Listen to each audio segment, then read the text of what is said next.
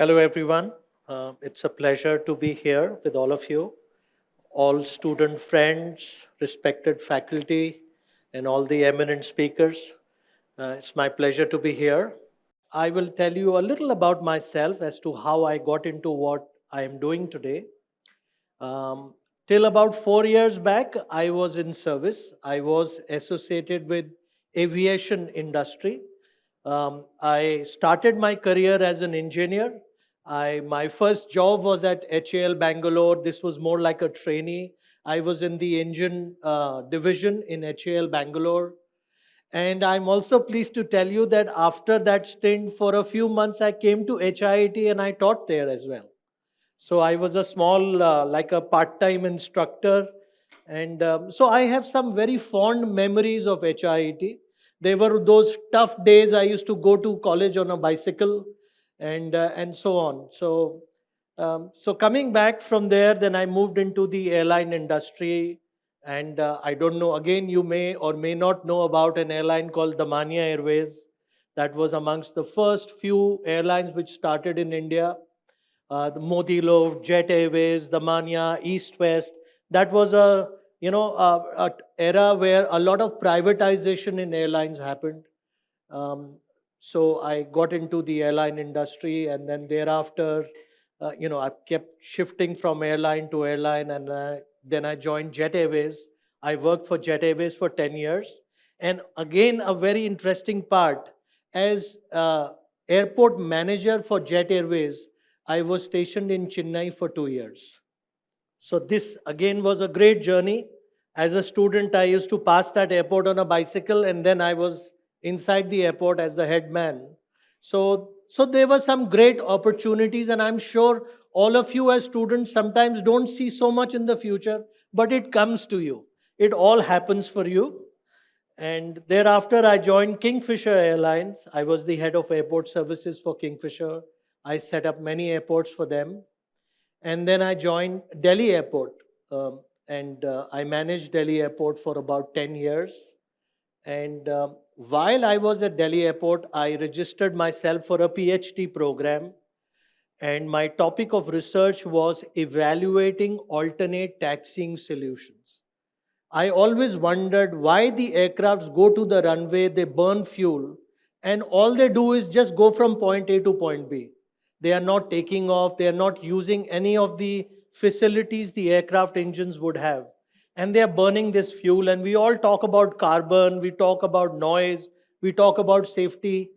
So, my topic of research was evaluating alternate taxiing solutions. What existed in the world, what would exist in future, and that's how I got so motivated post somewhere close to my PhD got awarded later, but I got very motivated and I quit my job and we started this company called TaxiBot India was the brand. We called it KSU Aviation. I'm a founder director of that company. And today we provide this service to aircrafts in Delhi and Bangalore.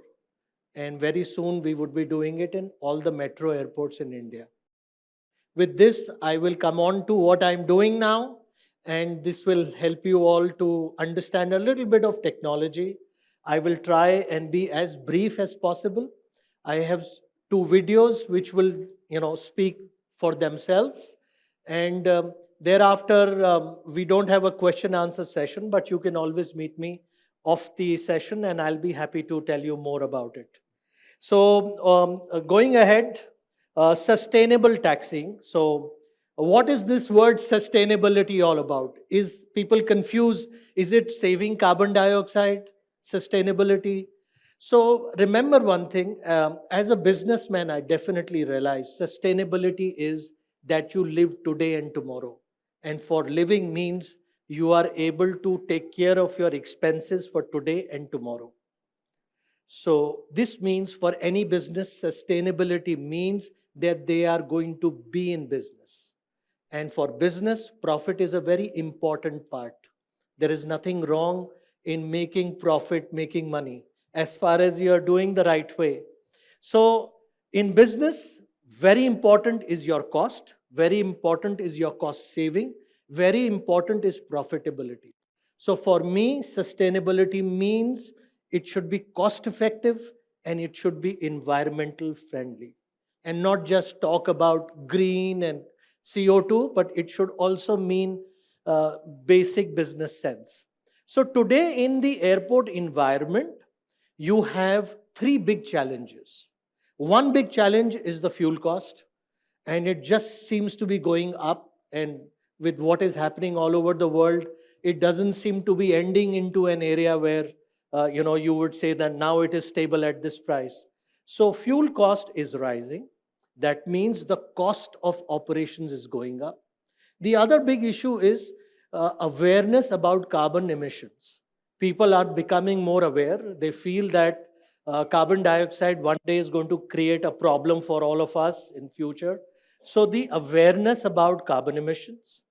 And the third biggest issue which happens at all the airports world over is the taxiing times are going up. And why taxiing times are going up? Aviation is growing. The infrastructure to support this aviation may not keep pace with the growth of the market. So, for example, in Chennai airport, there was one runway 30 years back, and there is one runway today. That is the main runway. They made a secondary runway, but they do not use that most part of the year. So, 30 years back, that runway existed, it exists today. I am at Delhi, and at Delhi, one of the main runways which is there in Delhi was built in World War II times. That was an Air Force station. It still exists today. So if that infrastructure is going to be 40 years old, and we all know that in 40 years aviation has grown so much, taxiing times will grow up all over. And this is not just India. I travel all over the world. I consult to airports on taxiing issues, how to implement taxi botting there. And while I could go ahead, we are the only country in the world, and we are the only company in the world which performs taxi botting. So there is nobody else, and everybody else is learning from us. And I'm really proud to say, people say India is, far behind and all that. I am a consultant and I'm a on-board member of the Eurocontrol, which does what is called as the ATC of Europe, and we are trying to help them do taxi botting in Europe, what they need to do, how to adapt. So I'm really pleased to tell you that what we are doing here in India is very soon going to be ringing bells all over the world. So having said that, I'll quickly move on. So what exists today in the market? When I talk about what exists, there are 4 or 5 different methods which exist to move the aircraft without engine power. And there are on-ground solutions and on-board solutions. When I talk about on-board solutions, these on-board solutions are all in the making. There is one which is in the nose of the aircraft. Let me see if that we'll have to stick to this. So, I had made a presentation. If you click on a certain part, it will show you what that solution looks like. But there is an electrical motor on the nose landing gear. The electrical motor will absorb the electrical current or draw the electrical current from the auxiliary power unit of the aircraft, which produces electrical current. And it will power the motor, and the torque to move the aircraft will come. This is one solution, which is called wheel tug. This is an onboard solution. It is still in the making. It is still not come. It's not certified. It adds weight. So onboard solutions will add weight to the aircraft. That means what you save on ground in taxiing, you would also burn to carry that extra weight.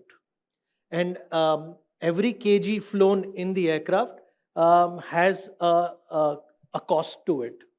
So somewhere you have to do a analysis. How much do you save on ground and how much do you burn in the air? And minus the two, do you still save something? And let me tell you, at today's fuel cost, you still save.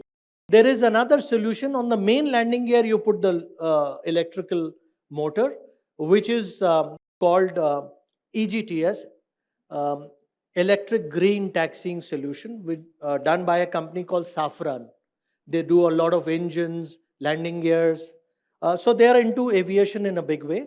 So this is another solution, but it is yet to come, may take another 8, 10 years, may take 4, 5 years, but they are all in the making.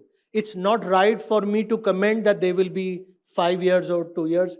Any researcher, any company will say, I'm coming tomorrow. Sign up with me. So they are still not there. And when I started my research, this was somewhere in year 2011 or 12. And at that time, they were saying, we are coming next year. And now, so I speak to their CEOs and all, and they still tell me they're coming next year. So I wish them good luck that all these solutions come. So there is one solution which is at the tail of the aircraft, which is you take the APU out and put a small turbofan engine that will give you the thrust on ground, and it will also give you the additional thrust for takeoff, so you're not overloading your engines. That's also a concept. And that concept is by an Indian who lives in US. So while my research was on, I stayed with him in US. He lives in California, and he has this concept, and this needs to go on. So there are various solutions, and TaxiBot is the only certified solution in the world. So what is this taxi botting and what is this sustainable taxiing? It basically means that you move the aircraft without the engine powered close to the runway. As you can see, there is a red line, there is a green line. After the pushback of the aircraft, the engines of the aircraft get started, and then it moves to the runway and takes off. So the red line depicts the journey of the aircraft with the engines on, and the green line depicts the journey of the aircraft without the engines. And this is what is our business, this green line. The longer it is, the more money we make and the more savings we bring to the airline. So having said that, we are the first in India. So the first Airbus aircrafts, the narrow body aircrafts, which were done for taxi botting were Indian Airlines, Air India and Air Asia India. And these are Airbus operators. The first Boeing next generation aircrafts were all done here. So I'm proud to say that all this has started here. I have 2 videos, and I will now, because I have 5 minutes and both will take 5-6 minutes, so I will quickly tell you. This is how the TaxiBot looks like. It's like a tow bar-less pushback tractor, and the whole idea of this is that it pushes the aircraft. There is an operator in the tractor. It pushes the aircraft. It makes it move forward, what is called the pushback, aligns to the center line of the taxiway, gives the controls to the pilot. So this is the only ground equipment which is controlled by the pilot. And then the pilot drives the convoy, the TaxiBot aircraft convoy, till close to the runway. It can move a 100-ton aircraft at 23 knots. In 23 knots would be about 44, 45 kilometers. And at that speed, it can move the aircraft. There is no other device today which does that. And it's an Israeli design. It's a French manufactured product. And the only user in the world, Indian. And this has happened because I would say it all started from HIIT. My understanding of technical aspects, my working with airlines, my working with airports, and in some part, I was also a ground technical instructor in a flying club in part of my life journey. So I understand how pilots think, how engineers think, how airline CEOs think, how airport management thinks, how ATC thinks. So I was able to put this together. And so there's a huge journey. Someday maybe I will tell you more. While the aircraft is moving, it starts the engines. So every time it taxibots, it saves about 5 minutes on its ground time. So there is time saving, carbon saving, and money saving. So this is just an example. So what is TaxiBot? So what is so big about the TaxiBot? So when you do this with a conventional pushback versus a TaxiBotting, in a conventional pushback, you push back the aircraft, you start the engines, and then the aircraft moves. In a TaxiBotting process, you push the aircraft, and because you don't start the engines, you move away straight away. So you save between 4 to 5 minutes in a regular aircraft. When I say regular, the CEOs, as they call it, the conventional old aircrafts, even the next generation aircraft fall in that category. But now there is a new engine version, the Neos as they call, or the Max, which have the Leap series engines. They take a longer time to start, and they take between 6-7 minutes for the whole process. So in a conventional process, you may take between about 4 to 5 minutes, and in a taxi botting process, about 1 minute, 10, 20 seconds. And the whole convoy moves out. So you save that 4-5 minutes, which you can use while you are starting your engines. When you're coming to the runway end, you need to give about 2 minutes to the engines to stabilize. The whole idea is by the time the regular pushback happens, the taxi botting aircraft is gone, and it moves and it covers. As I said, it moves at the same speed aircraft's taxi. There's a lot of technology behind it. I'm trying to put it in a very simple way to you. This is not the forum in which I can tell you more about it. So this is how this happens. We have done so far close to about 2,850 missions in India. This was when we did about 2,500 odd missions. So whatever world may say saving, we have technically saved 1,500 tons of CO2 on Indian ground. So 600 hours of engine life has got saved, and so on, so on. So we've done, in our small way, contributed. These are some of the airlines, airports that we work with. And this is how the whole project looks like. There is a fuel cost. There is a pushback cost for the airline. There is an engine maintenance and depreciation cost. There is a brake wear cost, FOD, because your engines are running, they may suck in something. And so there are all these costs. Between 600 to 700 kgs of CO2 is produced. All that gets saved. So thank you.